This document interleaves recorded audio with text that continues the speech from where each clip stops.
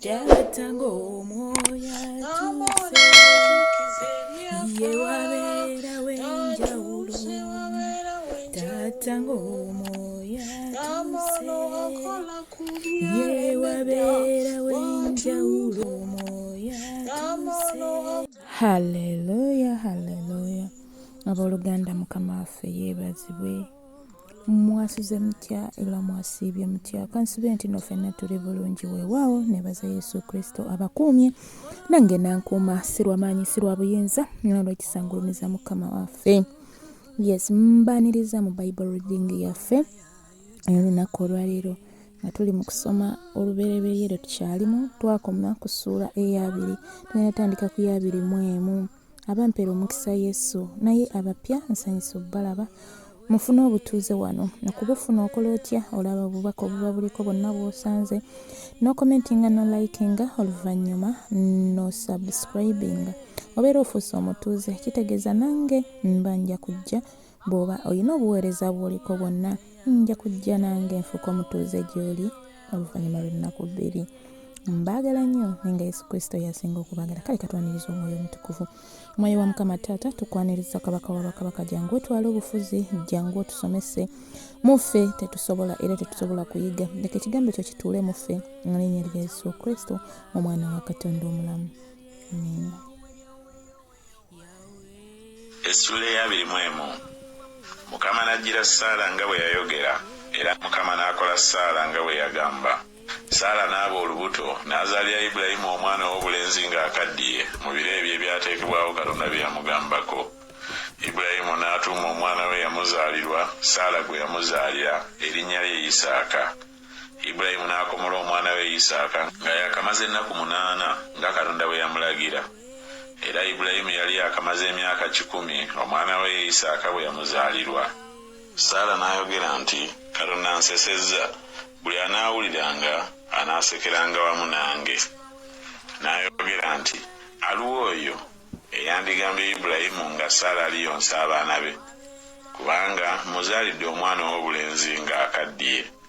Omwana n'akula n'ava ku mabeere.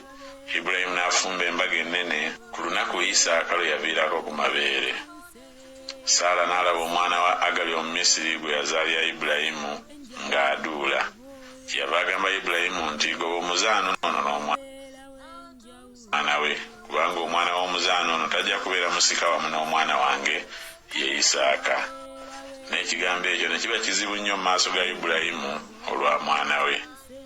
Katonda n'agamba Ibulayimu nti kireme okuba ekizibu mu maaso g'olw'omulenzi n'olw'omuzaana wo mu byonna Saala by'anaakuwuliranga, owuliranga eddoboozi lye, kubanga mu Isaaka ezzadde lyo mwe linaayitirwanga.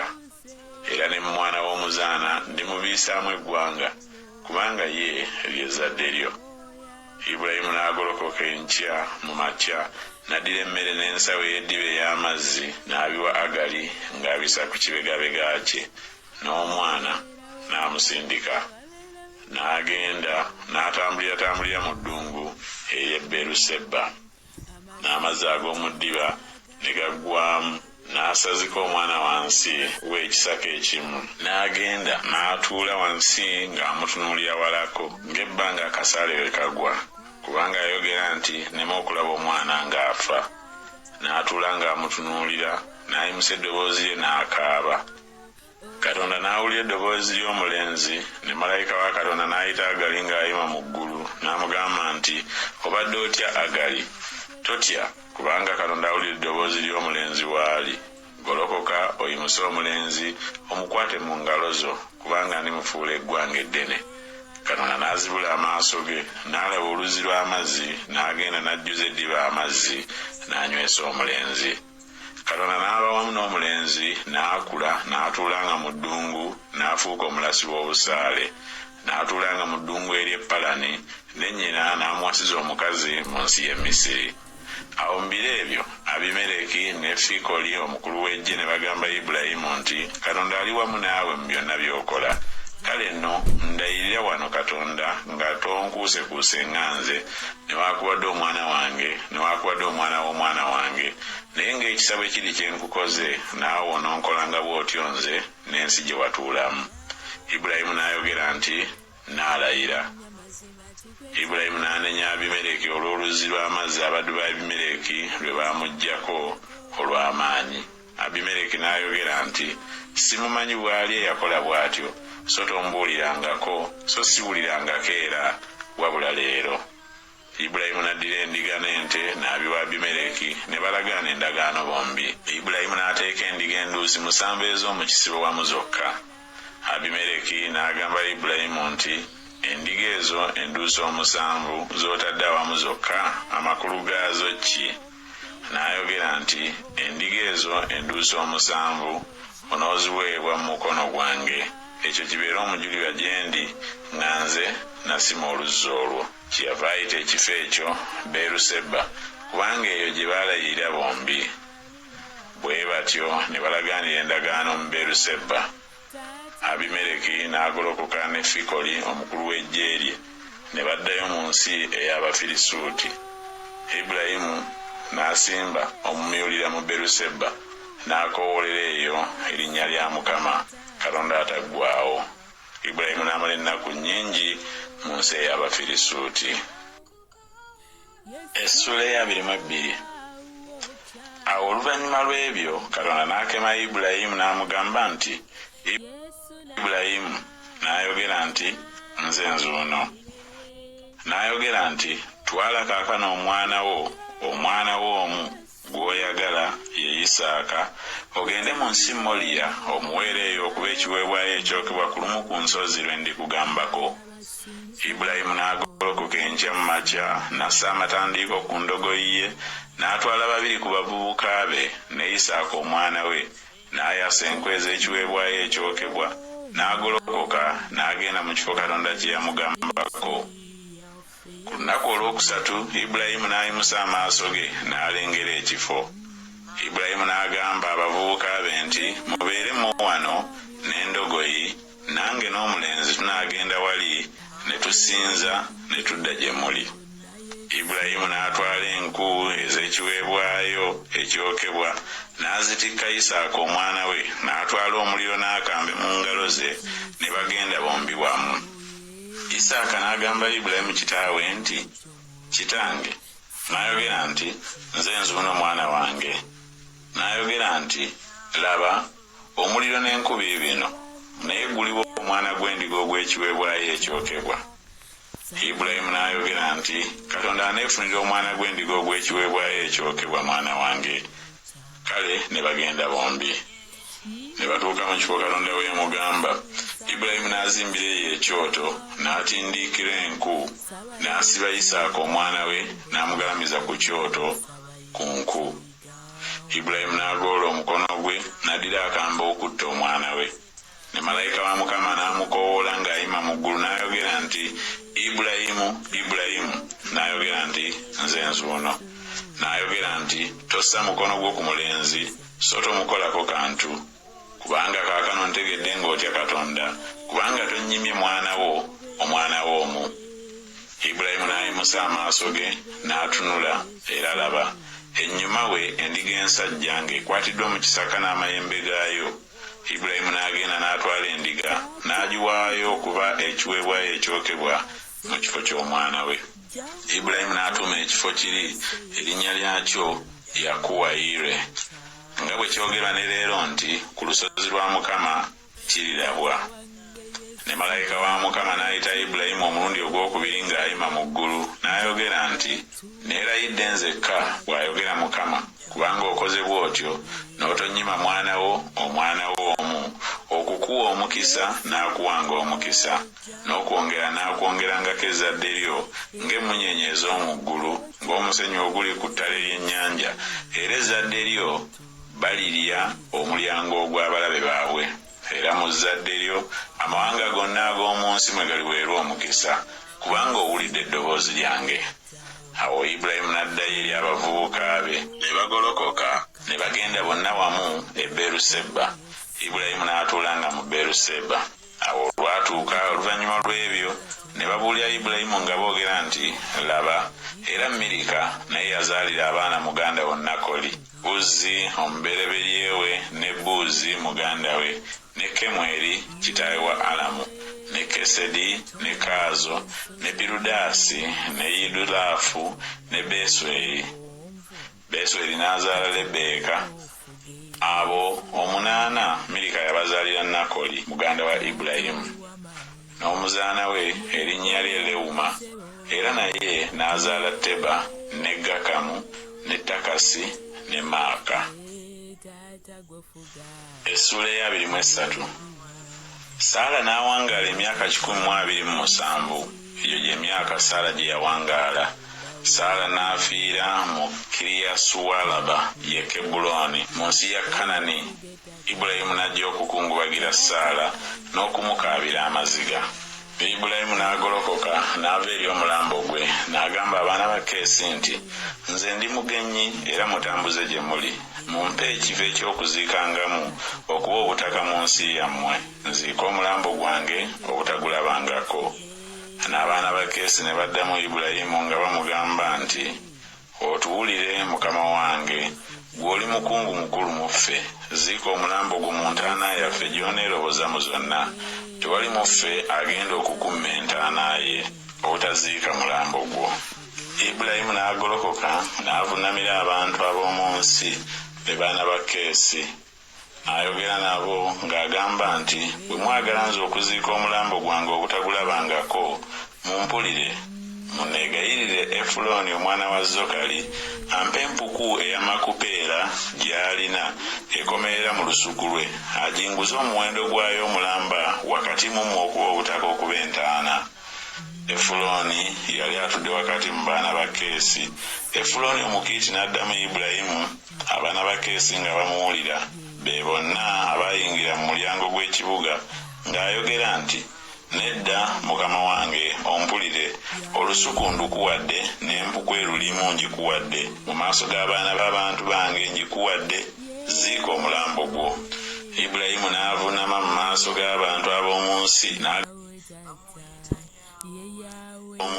n'agamba Efulooni, abantu ab'omu nsi nga bamuwulira, ng'ayogera nti, naye bw'onooyagala nkwegayirira ompulire, n'asasula omuwendo gw'olusuku, gukkirize nkuwe, nange n'aziika omwo omulambo gwange. Efulooni n'addamu Ibulayimu ng'amugamba nti, mukama wange, ompulire, akasuku omuwendo gwako esekeri eza ffeeza 4 kintu kyerinze naawe, kale ziika omulambo gwo. Ibulayimu n'awulira Efulooni.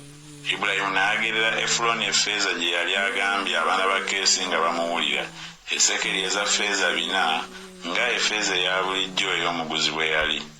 Awo olusuku lwa Efulooni olwali mu makupeera etunuulira Mamule, olusuku n'empuku eyalimu n'emiti gyonna egyali mu lusuku egyali mu nsalo yaalwo yonna okwetooloola, byanywezebwa eri Ibulayimu okuba obutaka bwe mu maaso g'abaana ba Keesi, mu maaso ga bonna abayingira mu mulyango gw'ekibuga kye. Oluvannyuma lw'ebyo, Ibulayimu n'aziika Saala mukazi we mu mpuku ey'omu lusuku olwa makupeera etunuulira Mamule ye Kebbulooni mu nsi y'e Kanani. N'olusuku n'empuku erulimu ne binywezebwa abaana ba Keesi eri Ibulayimu okuba obutaka bwe okuba ekifo eky'okuziikangamu. Essula ya 24. Ibulayimu yali akaddiye ng'ayitiridde obukadde, era Mukama yawanga Ibulayimu omukisa mu bigambo byonna. Ibulayimu n'agamba omuddu we omukulu w'ennyumba ye eyafuganga byonna bye yalina nti, nkwegayiridde so omukono gwo wansi w'ekisambi kyange, nange naakulayiza Mukama Katonda w'eggulu era Katonda w'ensi, nga toliwasiza mwana wange mukazi aliva mu bawala ab'Abakanani be ntuulamu, naye oligenda mu nsi yange era eri baganda bange omuwasiza omwana wange Isaaka omukazi. Omuddu n'amugamba nti, mpozi omukazi talikkiriza kujja nange okutuuka mu nsi eno, kirigwanira okuzza omwana wo mu nsi gye wavaamu. Ibulayimu n'amugamba nti, tozzangayo mwana wange n'akatono. Mukama Katonda w'eggulu eyanziya mu nnyumba ya kitange ne mu nsi mwe nazaalirwa, era yayogera nange n'andayirira ng'agamba nti, ezzadde lyo ndiriwa ensi eno, oyo alituma malayika wo okukulembera, naawe oliwasiza omwana wange omukazi aliva eyo. N'omukazi bw'aliba nga takkiriza kujja naawe, kale nga toliiko musango olw'ekirayiro kyange kino, kino kyokka obutamuzaayo omwana wange. Omuddu n'assa omukono gwe wansi w'ekisambi kya Ibulayimu mukama we n'amulayirira mu kigambo ekyo. Omuddu n'atwala eŋŋamira 10 ez'omu ŋŋamira za mukama we ne yeegendera ng'alina ebintu byonna ebirungi ebya mukama we mu ngalo ze.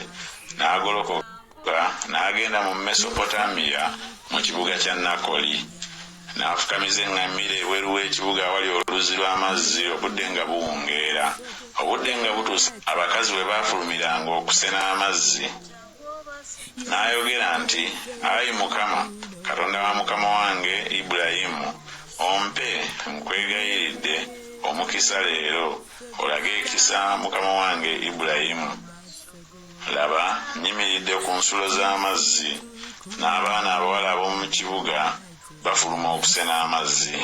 Kale kibeere bwe kiti, omuwala gwe n'agamba nti sena ensuwa yo nkwegayiridde nywe, naye anaagamba nti nywa, nange n'anywesa n'eŋŋamira zo, oyo abeera oyo gw'alagirira omuddu wo Isaaka, era bwe ntyo bwe naategeera ng'olaze ekisa mukama wange."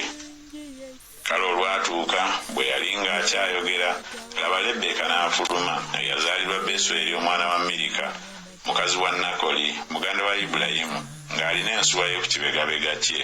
N'omuwala yali mulungi nnyo okulaba, omuwala omuto so nga tewali musajja eyamumanya. N'aserengeta ku nsulo n'ajjuza ensuwa ye n'ayambuka. Omuddu n'adduka n'ambira okumusisinkana, n'ayogera nti, "Onnywese nkwegayiridde otuzze mu nsuwa yo." N'ayogera nti, "Nywa mukama wange." N'ayanguwa n'assa ensuwa ye ku mukono gwe n'amunywesa. Awo bwe yamala okumunywesa n'ayogera nti, "N'asenera n'eŋŋamira zo zinywe zikkute." N'ayanguwa n'afuka ensuwa ye mu kyesero, n'addukana nate ku luzzi okusena, n'asenera eŋŋamira ze zonna. Omusajja n'amwekaliriza amaaso ng'asirise okutegeera nga mukama awadde olugendo lw'omukisa oba nga tawadde. Awo olwatuuka eŋŋamira bwe zaamala okunywa, omusajja n'addira empete ya zaabu obuzito bwayo kitundu kya sekeri, n'emisaggo egy'okubanga ku mikono gye obuzito bwagyo sekeri 10 eza zaabu. N'ayogera nti, "Gw'oli mwana waani? Mbuulira nkwegayiridde.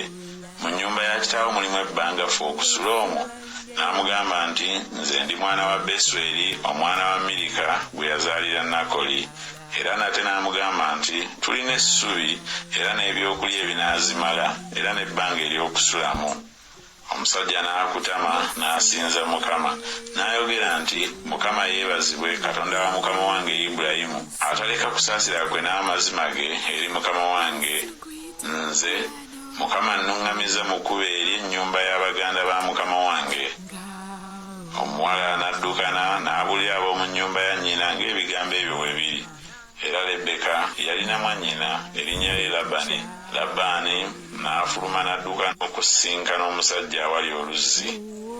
Awo olwatuuka bwe yalaba empeta n'emisaggo egyali ku mikono gya mwannyina, era bwe yawulira ebigambo bya Lebbeeka mwannyina ng'ayogera nti, "Bw'atyo omusajja bw'aŋŋambye," n'ajja eri omusajja, era laba yali ng'ayimiridde mu mbiriizi z'eŋŋamira awali ensulo. N'ayogera nti, "Yingira gwe Mukama gw'awadde omukisa. Kiki ekikuyimirizza ebweru? Kubanga nteeseteese ennyumba n'ekifo eky'eŋŋamira." Omusajja n'ayingira mu nnyumba n'asumulula eŋŋamira, n'awa essubi n'ebyokulya eby'eŋŋamira n'amazzi okunaaza ebigere bye n'ebigere by'abasajja abaali naye. Ne bateeka emmere mu maaso ge alye, naye n'ayogera nti, "Siirye nga sinnayogera bye natumibwa." N'ayogera nti, "Yogera." N'ayogera nti, "Nze ndi muddu wa Ibulayimu, era Mukama yawanga mukama wange omukisa mungi, era afuuse omukulu, era yamuwa embuzi n'ente n'effeeza ne zaabu n'abaddu n'abazaana n'eŋŋamira n'endogoyi. Ne Saala mukazi wa mukama wange n'azaalira mukama wange omwana bwe yali ng'akaddiye, era oyo n'amuwa byonna by'alina.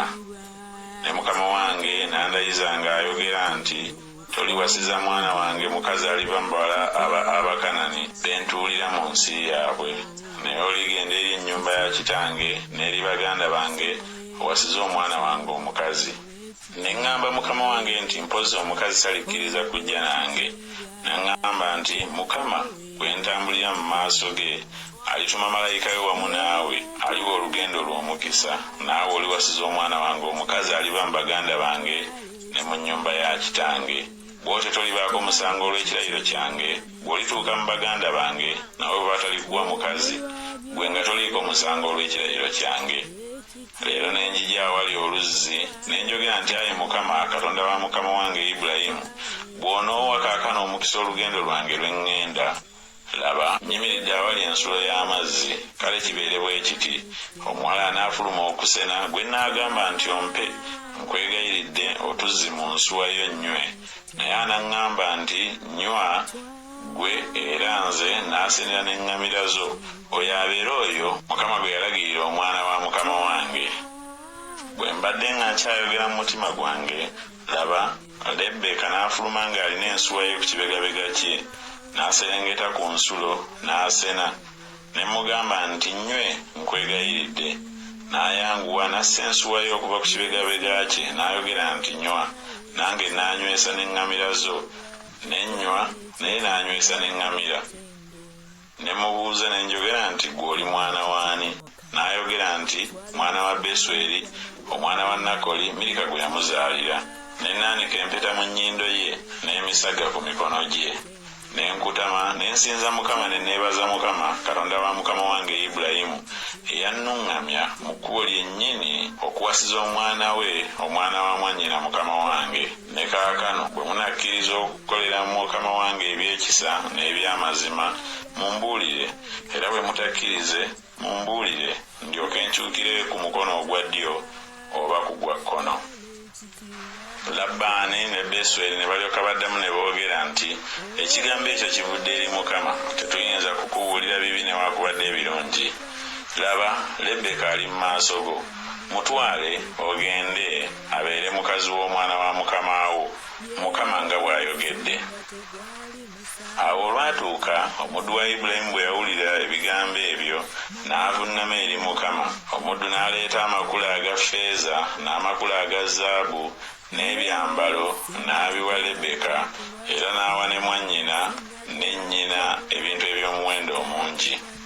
Ne balya ne banywa, ye n'abasajja abaali naye ne basula ne bakeesa obudde. Ne bagolokoka enkya n'ayogera nti munsiibule ŋŋende eri mukama wange. Ne mwannyina ne nnyina ne boogera nti omuwala abeere naffe amale ennaku si nnyingi, 10 oba okusingawo, alyoka agende. N'abagamba nti tonduyisa, kubanga Mukama awadde omukisa olugendo lwange. Munsiibule ŋŋende eri mukama wange. Ne boogera nti tunaayita omuwala tumubuuze mukamwa ke.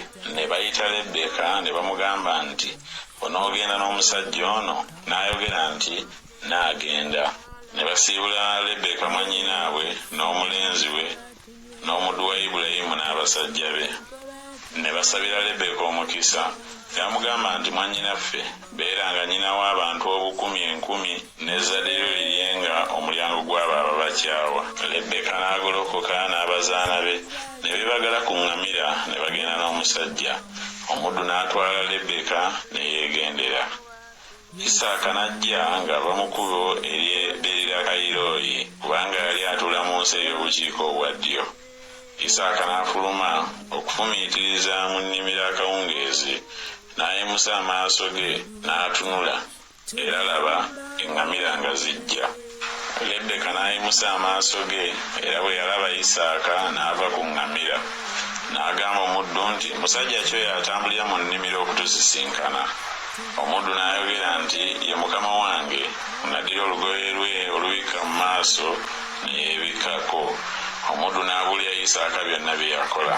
Isaaka n'amuleeta mu nnyumba ya nnyina Saala, n'awasa Lebbeeka, n'aba mukazi we, n'amwagala. Isaaka n'asanyusibwa nnyina bwe yamala okufa. Amiina nnyo abooluganda, twebaza Mukama kuba essuula zaffe ezo.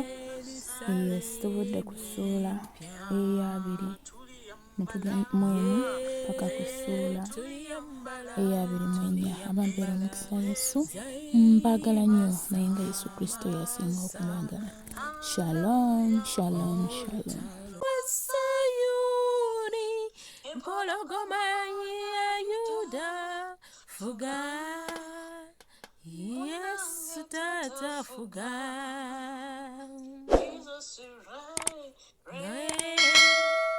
Jesus reign.